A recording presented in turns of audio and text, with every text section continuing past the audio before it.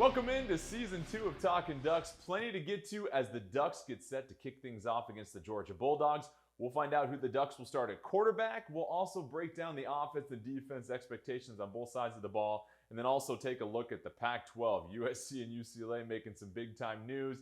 We'll see what the future of the conference holds and whether or not Utah is still the favorite. But let's go ahead and get to the opening drive, brought to you by Les Schwab. Les Schwab Tire Centers, doing the right thing since 1952.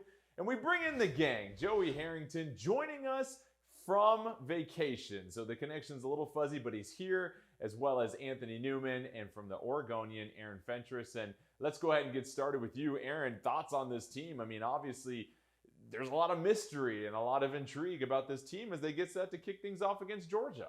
Huge mystery. You're coming off a solid season in which you sputtered at the end. Obviously, there were questions on defense, questions at quarterback. You still have a question at quarterback, and you still have questions on defense, and you lost your best defensive player in Kayvon Thibodeau. There's a lot of excitement, though, because Dan Lanning won the offseason. There's no doubt about that. That guy has brought a lot of enthusiasm. He made people forget about Mario right away, and that continued through the offseason. People are jacked up about him and what he could bring to this program. But as far as what we're going to see on the field, it's a big mystery. Could this be a team that contends for a playoff berth, or could this be a 7-5, 8-4 season? I think it's going to be somewhere in between that, but definitely there's a lot of excitement around this program.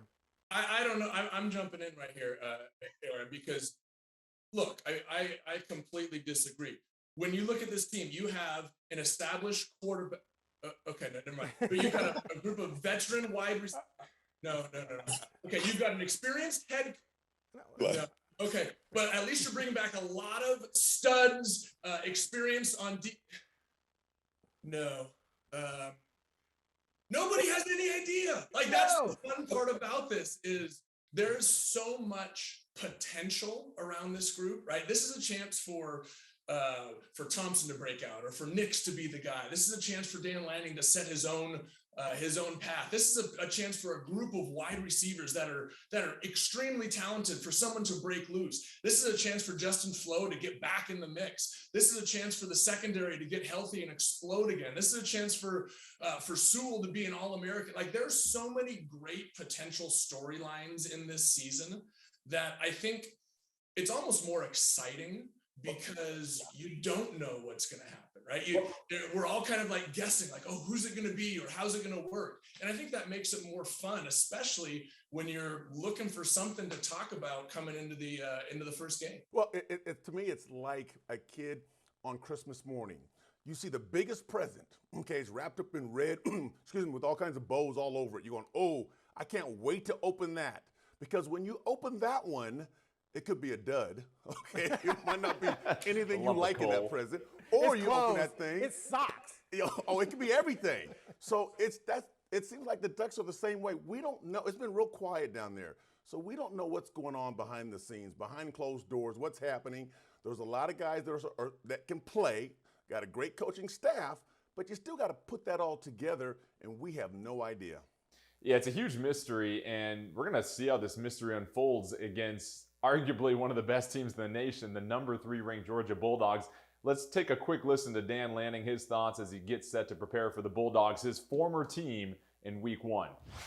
I mean, the biggest carryover is going to be I probably have a good feel for what they're going to do defensively and how they're going to do things defensively. And on the same note, they probably have a good feel of how we're going to do things defensively, right? So I think the challenge of a coach is ultimately, you know, Kirby Smart's not going to play a single snap on Saturday, and neither is Dan Lanning, right? So it doesn't really matter what I know. It matters what my players know and what they can execute, right? And sometimes coaches try to get too cute, right? It's going to come down to takeaways. It's going to come down to explosive plays, right? Who can out-hit, who can out-hustle, right? Who can tackle on the perimeter.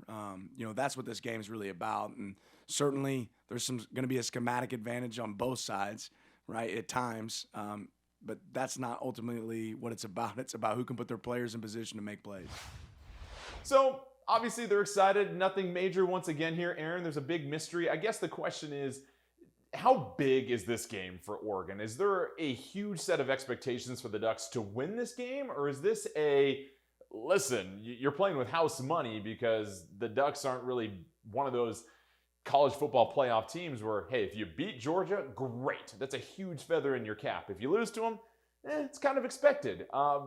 You take a look at this game. How big is this for the Ducks really in the grand scheme of things? To me, you just don't want to get embarrassed. I think Georgia is superior. If you come out of this game losing 38-20, I think you're fine. But again, what are we talking about here? If we're talking about winning the national championship, which I don't think we should be talking about at all until this team wins the North first. Let's get there first. But if you're talking about winning the national championship, yeah, if you win this game, people are going to be talking about you just like they did last year after they beat Ohio State. If you lose this game, you still have a chance to get to the playoffs if you can run the table. So for me, it's just go in there, show well, don't get blasted, take whatever loss you get if you lose and improve from it. But let me say this. I think they're going to lose, but I also thought they're going to lose to Ohio State. And if you look at the history, the last 20 years of this program, they've had big wins over Texas, Colorado when Colorado was a force, Michigan, Oklahoma, right? Ohio State, Michigan State. So Oregon's capable of winning this game. I just don't think they will. Just don't get blasted. Look, I think there's two things that I'm going to say we need to talk about. First of all, I can't believe we're coming back to this idea of like, is this the biggest game? And I mean, we saw this last year with Ohio State. Like, it is a regular season game, okay? And whether you win or lose, will it have an effect on how the season transpires? Sure.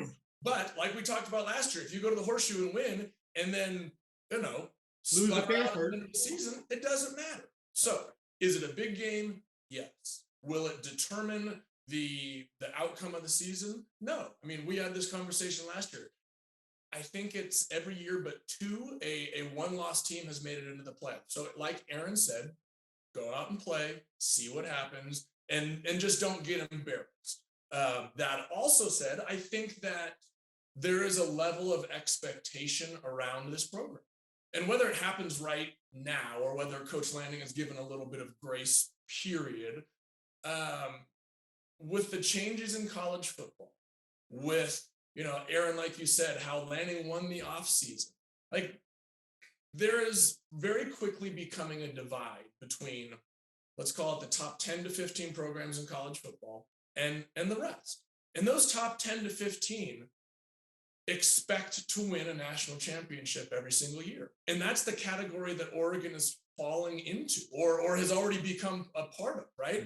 I don't think it's fair to say on one hand, like recruiting is so important and we have to get all these 5-star guys and then come into the start of the season and say, well, I don't know that we really expect them to win a national championship, right? That's the whole point. Is like college football. I mean, we can have a whole show discussion about NIL and the trajectory of college football, but I think every one of those programs, call it in the top 15, come into the season expecting to win or at least compete for a national championship or a playoff spot. So it's kind of like a two, you got it on either side. Is this game going to determine the season? No, it's not. But there are also inherent expectations for this Oregon program and the level which they've risen to. And Anthony, I definitely want to get your thoughts on this a little bit later, but we got to take a quick break. When we come back, we mentioned mystery surrounding this Oregon team. They haven't even named a starter at quarterback yet. We'll let you know who we really feel will take that first snap against the Georgia Bulldogs. You're watching Talkin Ducks. We'll be right back.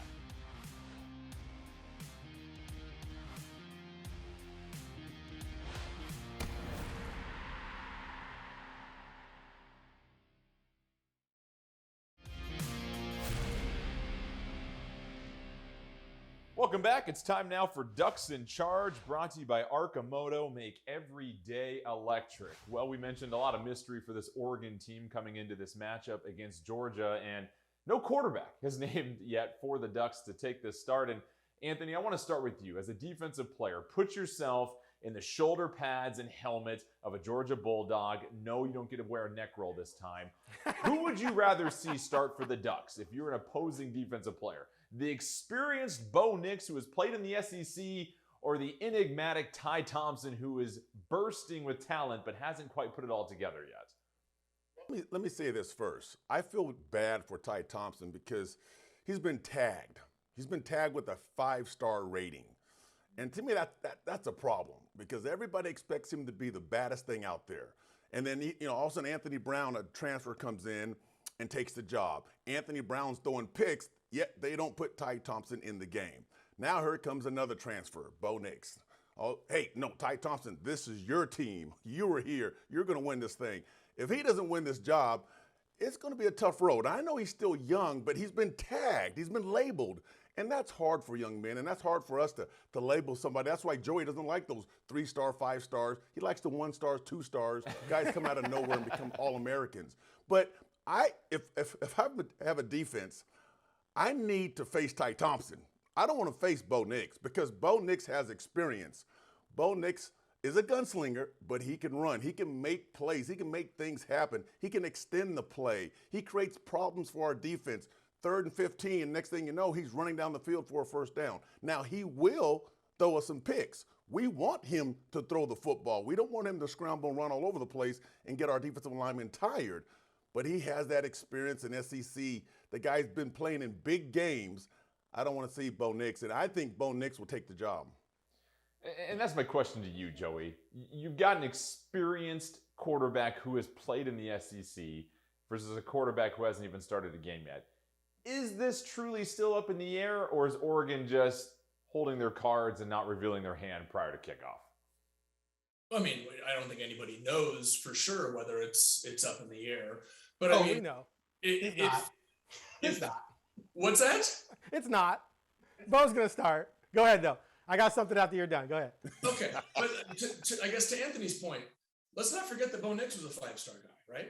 You know, Bo Nix came into Auburn, and he started that game against Oregon at the beginning of the season a few years ago. And so I've talked to some friends who happen to be Auburn grads, and they said it was night or day. It was explosion or bust, right? It was you never quite knew what you were going to get from Bo Nix. Now, I don't know if a new surrounding or a new environment changes that, right? But if I'm looking at that, you know, how do I say this? I think what you want more than anything is consistency, right? You want somebody that you know you can rely on. And whether that's Bo Nix or Ty Thompson, I don't think it really matters, right? They're both 5-star guys. They're both extremely talented. And as a head coach, you're looking for somebody who can give you some sort of consistent play. Now, could that be Bo in a new environment? Sure, but that definitely wasn't Bo when he was at Auburn. And there was a reason he left, and there was a reason that he was benched when he was there. Look, man, I'm going to keep this simple. If Ty Thompson had made the leap to the point where he would be ready to play at Georgia, he would have won the job hands down in spring. He would have been coming out of spring just like Herbert came out of his first fall camp, just like Mariota came out of spring in 2012. It wouldn't be a mystery. The bottom line is that Ty Thompson hasn't won the job yet. There's nothing that's come out of camp that says he's won the job. I've heard about scrimmages where everyone's throwing picks, not looking very solid. But Dan Lanning, a defensive coordinator, knows darn well that Kirby Smart would love to see him some Ty Thompson in that game because Ty Thompson would make his first start against one of the greatest, well, they lost a lot of guys in the NFL, but still, coming off one of the greatest defensive performances ever, right? So give me the rookie because I'm going to do all sorts of zone blitzes and scheme things and just make that guy just throw picks all over the place. They do not, I shouldn't say they don't want to see Bo because they've beaten Bo. Bo has struggled against them. But Bo at least has played against Georgia and LSU and Alabama, 3 of the last national champions, right? So he has experience, and Dan Lanning knows he can do certain things to get in and out of certain plays, to audible to a pass, audible to a run, change the blocking schemes, to do that kind of schematic things against a Georgia, whereas Ty Thompson likely isn't on that level yet. So Lanning's just being coy. I would be floored if Ty Thompson started this game. I do not buy it at all. This is all pregame shenanigans. And then one more thing. People are saying, oh, they're trying to keep Kirby Smart guessing. Kirby Smart's not guessing. No. He's already said he knows who's going to start. It's He's smart already, man. And if it's not Bo, that's gravy. So plan on Bo Nix starting. Last thought, Joey. What's needed from the quarterback position at Oregon this year? Because there's been a lot of talk at how well Herbert and Anthony Brown have done now that they're not underneath Mario Cristobal. Overblown. Taking a look at what this team needs, does this team need a quarterback to lead them to victories day in and day out? Or is it more so they just need a quarterback to manage the games this year? I don't think it's either of those. I mean, I think those are the two polar opposites. I think what you're looking for is consistency to start, right? Eliminate the mistakes. And eliminating mistakes doesn't mean you're just a game manager, right? But it's a foundation, it's a place to begin, right? That was the thing about Anthony Brown is he'd turn the ball over and then he'd miss open balls, and that's why people were up in arms. You just want somebody to have a place to begin. Right? That's what you need so that you can get your running game going. So you can bring in these young wide receivers, right? I don't think it has to be a game manager or, a game dominator, but you have to have a place of consistency from which to begin. And I think that's what Dan is looking for. All right, stick around. When we come back on Talkin Ducks, we'll take a closer look at the Oregon offense coming into this season. You've got some youth at the skill positions, but a lot of veteran leadership coming back on that offensive line. We'll let you know how they will fare this season. Plenty more when we come back.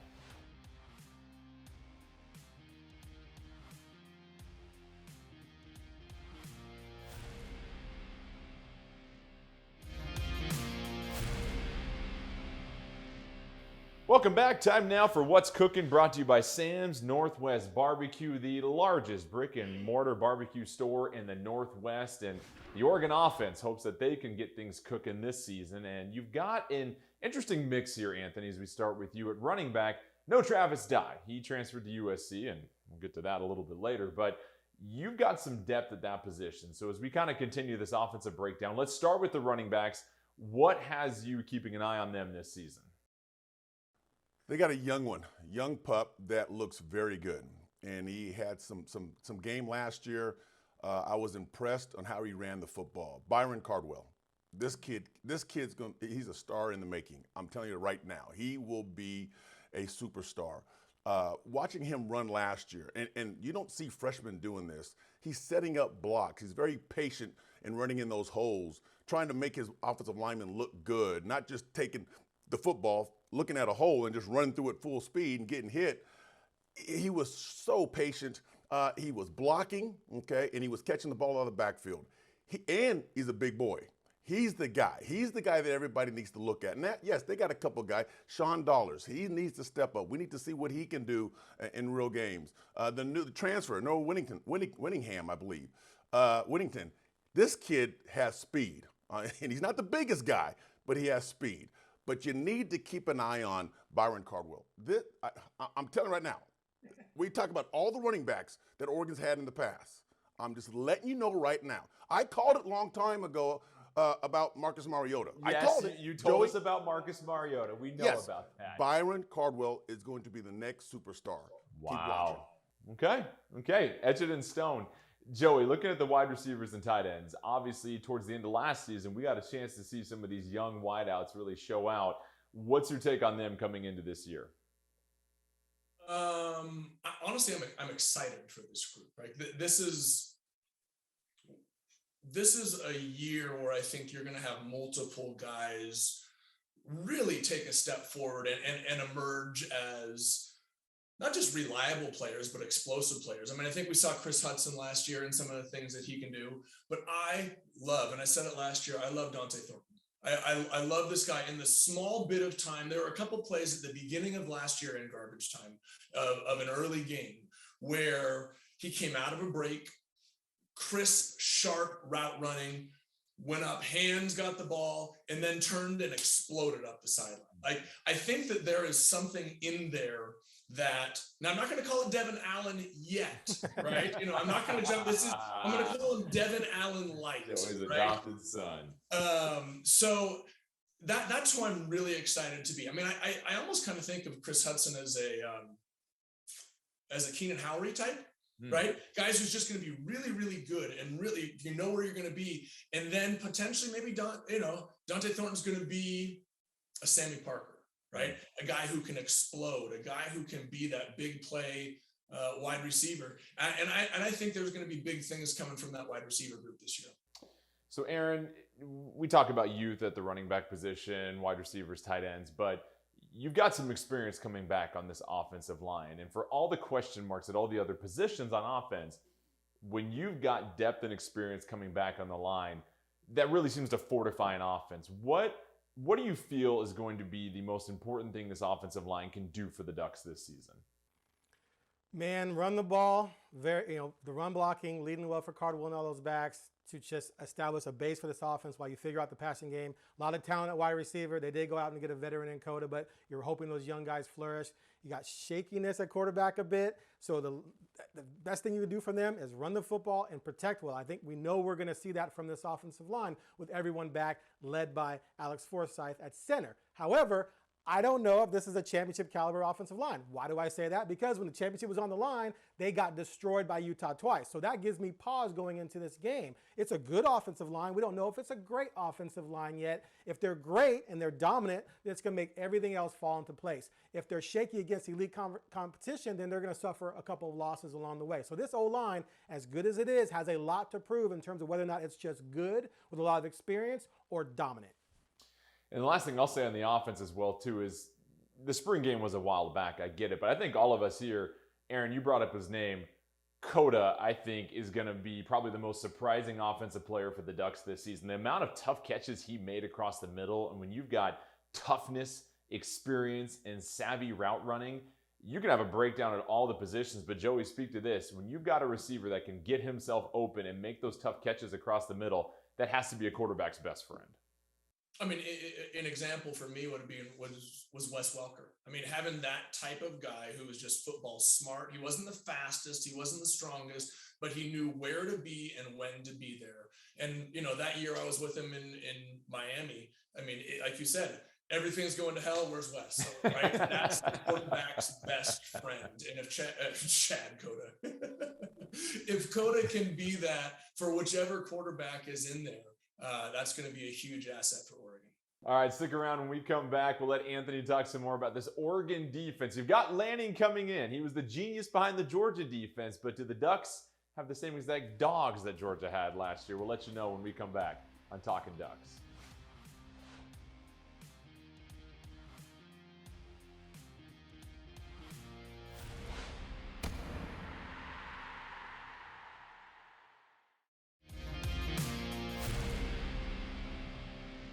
Welcome back to Talkin Ducks. We just got done breaking down the Oregon offense, but really the defense is going to be exciting to watch this season. Dan Lanning, of course, a defensive mastermind coming from Georgia. And Anthony, let's start with you. Obviously, you look at this Oregon defense. You got some talent in some positions, but also you lost some studs from last year. Going with the overall breakdown of this defense, and let's start with kind of the defensive line. What do you see from the Ducks this year? Is this going to be a unit paired with Lanning that has the potential, whether it's this year or in the future, to be something special? Well, they got a couple guys up front. DJ Johnson, who was playing fullback, tight end, he was playing everything. He started as a defensive guy, went to offense, back to defense. And then Brandon Dorless, a guy in the middle who can create havoc. They have to work together. There's still some young guys that need to step up, get in that spotlight and make some plays. But I think the guy behind the defensive line is the key. Noel Sewell, best linebacker in the country. The kid is a stud. I mean, he's the I don't want to go there yet, but he's a junior Sewell type player that will give 100% on every single play. You love to watch him play. Plus, he's 260. I mean, as a middle backer in today's game, I mean, that's great for the old game where against Stanford, 2 tight ends, 3 tight ends, 2 running backs. But now it's spread. And he's making plays sideline to sideline in today's game, in the spread game, at 260. And then we're going to see the great Justin Flo. But I don't want to say great because he hasn't played yet. Okay, he looks like Tarzan. Okay, and I think he plays like Tarzan. But you know that old thing about potential. Yeah, he has potential, but you got to show it at one point. You can't be, on the sideline all the time injured. So that's a big question mark that we have with the front seven. And Joey, you've had some conversations with Dan Lanning in the offseason. In fact, I think he came over to the crib once for a beverage. Place. Sorry. Yeah, what do you expect from this Oregon defense now? Because we saw what he was able to do at Georgia, and he had some absolute just monsters at Georgia last year. But what do you expect to see from a Dan Lanning ran defense now for the Ducks? Energy. I think, Anthony, you can speak to this. Like, you can look at a defense and tell how confident they are just by how they move, right? How they explode, how they rally to the ball, right? Watch the first couple tackles of the game and see how many Oregon players are around the ball, right? If it's 1 or 2 guys taking it down and then a couple others, jogging in, I don't think that's going to happen. I think what happens with guys who are truly, I played for Nick Saban, and I saw what he expected from every single player on that defense. Whether you were involved in the play or not, you better be there at the end, right? And I think we're going to see that same kind of thing from this defense. We're going to see guys flying around. We're going to see guys rallying to the ball at the end of the play, right? Those are the kind of things that, as a defense kind of falls off, you start to see the body language go. I think we're going to see from the very beginning an inspired, motivated, it's a body language thing for me. I'm trying to think of it any other way, but you can tell swag, baby. A great defensive coach has these guys ready to play. Yep. Yeah, and Aaron, that's the question. I mean, a lot of question marks on offense that we talked about, but with this Oregon defense, is it the same thing where you're really wondering how they're going to do at certain spots, or what's your take on this defensive unit as they get set to take on Georgia here in week 1?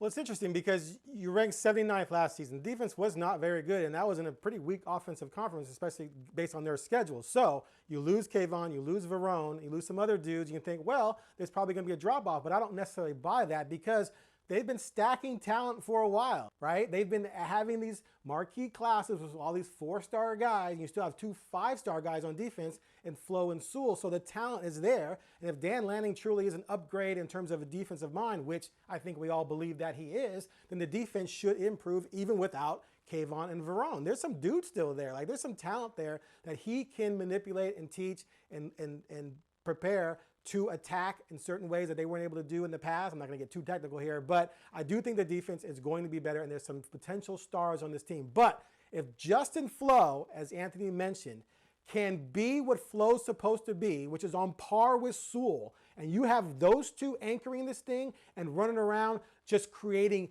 absolute panic for opposing quarterbacks, that's going to really take this defense to another level. It the biggest thing the Ducks need. Go ahead, Joey.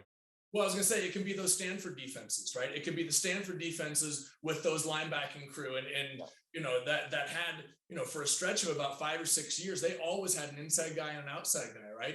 And they were absolutely dominant. So if you can get those two playing together, absolutely, especially with a coordinator and a scheme that comes from Lanning. Yep. One last thing to keep an eye on for the Oregon defense. They have led the Pac-12 in missed tackles over the last 5 seasons. We'll see if they can get that cleaned up. All right, don't go anywhere. When we come back, we're going to talk about the Pac-12 as they get set for week 1. A whole lot of change, and also the future of the Pac-12. How bullish are people really about the conference surviving? More on that when we come back on Talkin Ducks.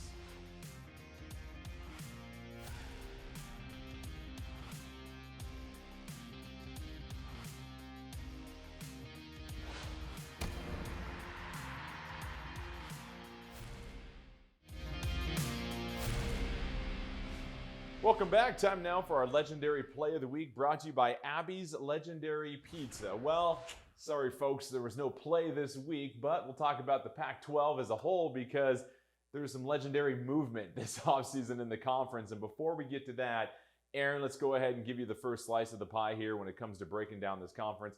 What do you see in the Pac-12 as a whole? Because USC added a ton of talent. Utah's reloaded once again. You've got some teams like Oregon State and Washington State starting to improve.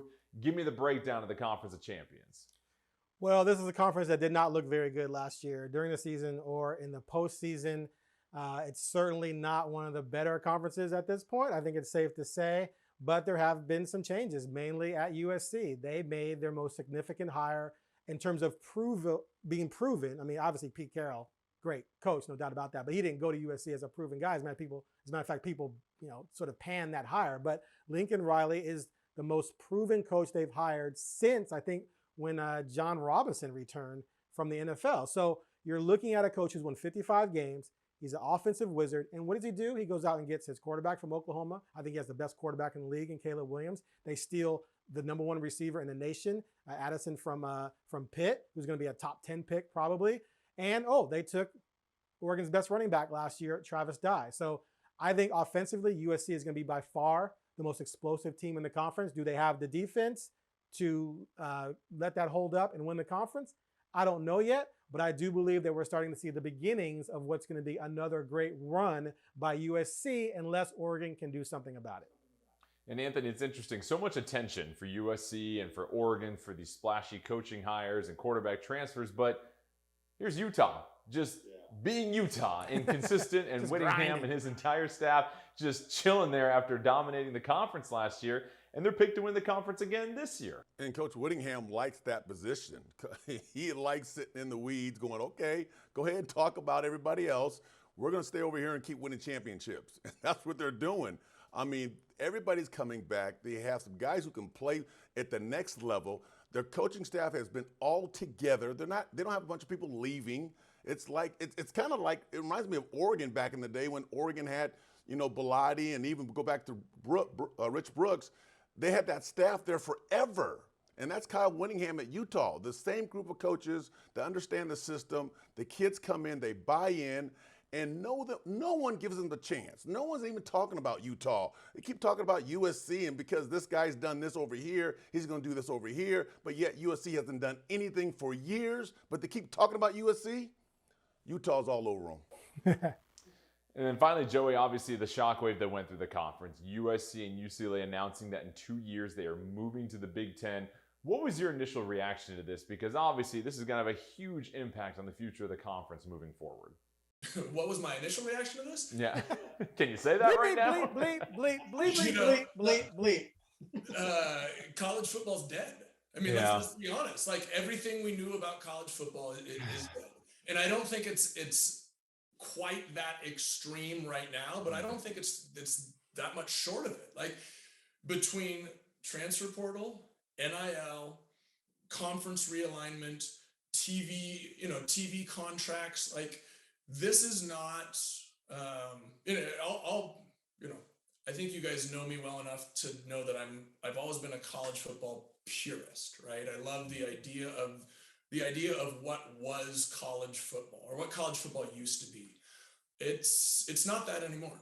No. And there's no way to argue around that. Like, for those of us who had been hanging on, like, well, college football can still be what it used. It's done. It's over. There's no putting that the cat can't get back in the bag. So is it all going to hell in a handbasket? No, of course it's not. But with USC and UCLA leaving, the conference is no longer going to be anything near what it was. And I would not be surprised if other teams didn't evacuate as well, whether it's Oregon, Washington, the Bay Area schools. I mean, there's so many questions. What happens to the Rose Bowl, right? I mean, what happens to college football is not college football anymore. College football is minor league for the NFL.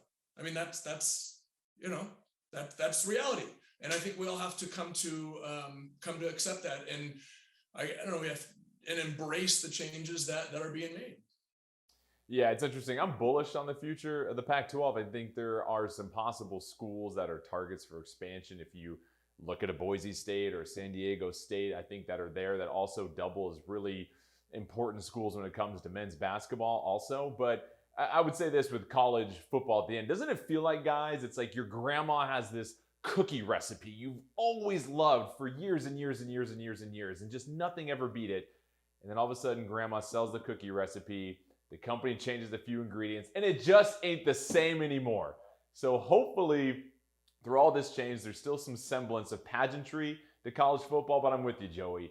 Minor league NFL is not going to be the same thing as far as what we've all experienced for the last several decades, and hopefully we'll still get some magic out of the season. But I agree, things are certainly changing. All right, stick around. When we come back, we'll get to the Oregon-Georgia preview, take a closer look at the Bulldogs, ranked number 3 defending national champions.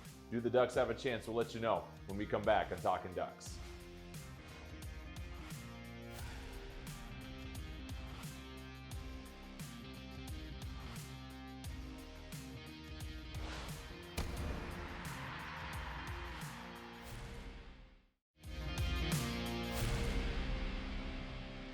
Welcome back to Talkin Ducks. Georgia and Oregon getting set to kick off down in Atlanta. Now, the Bulldogs have a very dominant defense. What do the Ducks expect to see from them? Here's head coach Dan Lanning. Both tremendous guys. Obviously remember recruiting and being around both of those guys, but they're tremendous talents. Jalen is maybe as explosive and as powerful and strong as any defensive lineman that I've ever been around. You know, he would catch passes as a high schooler. He can dunk a basketball in just about any way. Nolan, you know, is a tenacious player, plays with great effort and physical toughness, and I think that defense is really taking on the personality of Nolan. You know, extremely passionate. He plays really hard every down. He's very consistent, extremely demanding, and gets every ounce of his ability out of, you know, the way he plays. So I have a lot of respect for both those guys, and we'll obviously be aware of where they're at. All right, 2 names on the defensive side of the ball for the Bulldogs. Anthony, you've got Jalen Carter, Nolan Smith, some unbelievable, talented players that the Bulldogs still have, even after sending a lot of guys to the NFL draft. This Georgia team, arguably one of the best defenses Oregon will have faced in the last several seasons. Is that fair to say? No doubt. I mean, there are so many dudes on that football team that we don't even know about. There are some guys that would be all Pac-12 if they're playing in the Pac-12. I mean, there are some dudes, and they're loaded, and they know how to play the game. They know how to play defense. Kirby Smart has done a great job for years in running a defense. Even though he's the head coach, you know, he's got his hand in the defense as well. And when you watch that defense, and Joey said this earlier, you know, you got 11 guys running to the football. You have very aggressive defense. They're coming after you. The cornerbacks are in the receiver's face. Make them work at the line of scrimmage. And the safeties reading the quarterback breaking on the football, trying to get turnovers for the offense. This defense is dangerous. And Dan Lanning understands that. He knows that. He's going into this game going, we can't turn the ball over. Let's protect the football. Otherwise, it's going to be over. Let's try to score some points. Let's hold on to the football and not give it to their offense and hope that we can maybe confuse the defense a little bit. But that's Kirby Smart. They're not going to be confused. They're coming to hunt. That's what they do. So it's going to be a battle for Oregon's offense. What's your prediction, Newman? Oh, we got predictions coming up here next. I'm not letting you. I'm not letting you hide for your prediction this time. Why are you calling me out? We're still going X's and O's. And Joey, my bad. I jumped the gun. I'm sorry. No, you're good. You're good. Joey, take me through this game plan for Oregon. How do the Ducks attack Georgia? Or how do they approach this against a team that's got such a talented defense from top to bottom? It's a delicate balance on offense between knowing you have to be aggressive in order to score points, but also knowing that you can't make mistakes. You can't turn the football over, right? This is one of those defenses where you have to be, you don't have to be perfect, but you have to be dang near, right? You can't turn the football over. And then when you have those moments, you need to take advantage of them, right? So how do you approach it? You try to be as perfect as possible without playing in a way that's trying to be perfect, which then prevents you from actually being perfect because you're so focused on being perfect that you don't make the normal plays that you need to, right? Does that make sense? Mm-hmm. Got it. Good. Exactly. I don't know. I mean, I honestly don't know. I mean, this is one of those moments where you would rely on an All-American quarterback to go out and surgically take apart a defense, but we don't have that right now.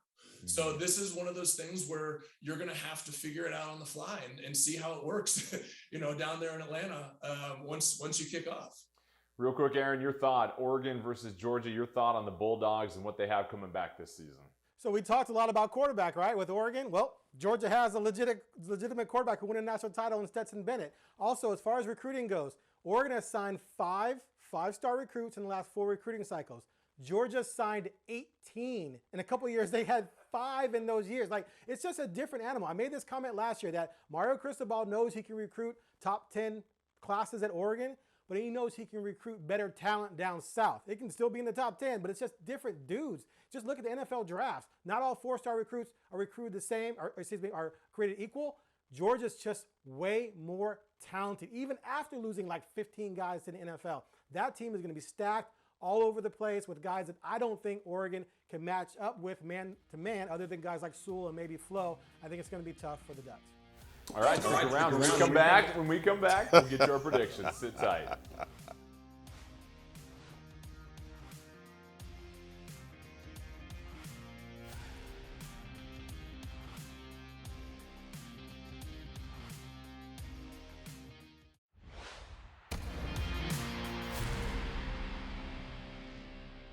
Welcome back to Talkin Ducks. Time now for our rock solid pick brought to you by Milan Stoneworks, bringing you the finest stoneworks in the Northwest. All right, Georgia Bulldogs, 17.5-point favorites over the Ducks in Atlanta to start the season.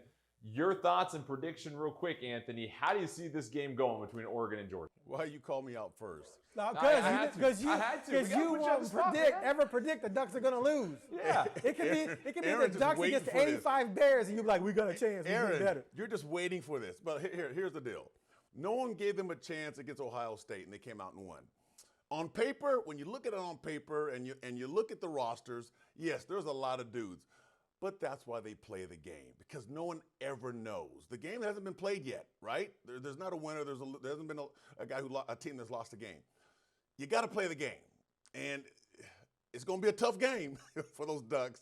But you got to play the game. Get to it. So you never know. We'll see what happens. That's not a prediction. That's not a prediction. Pick a team or tell me why Oregon's going to win. God. We'll see what happens. Okay, Joey. Me? Yes, you. No, you're supposed to go to Aaron now. Okay, Aaron, you. Okay, come to me. Look, I knew Anthony was going to do that, but here's the problem. I can't really come at him too hard because he's right. Oregon won at Ohio State last year. I didn't think they had a chance, and they won. So how can I say that Newman, even though he didn't say it, is out of line for saying the Ducks could maybe win this game? But for me, I think the combination of Bo Nix's experience and Dan Lanning's coaching and his knowledge of them is going to allow them to not get blown out. But I do think that Georgia covers 38-20. All right, Joey, do we dare go to you? How much time do we have left in the segment? Okay, here, how about I go first? Oregon will win. Obviously, the Ducks have got to outplay Georgia. I think if Oregon is +2 in the turnover category and Bo Nix is able to get at least 3 touchdowns through the air and 1 on the ground, the Ducks have a chance of winning. If those things don't happen, no chance. I think I'm with you as well, too, Aaron. Georgia covers the spread.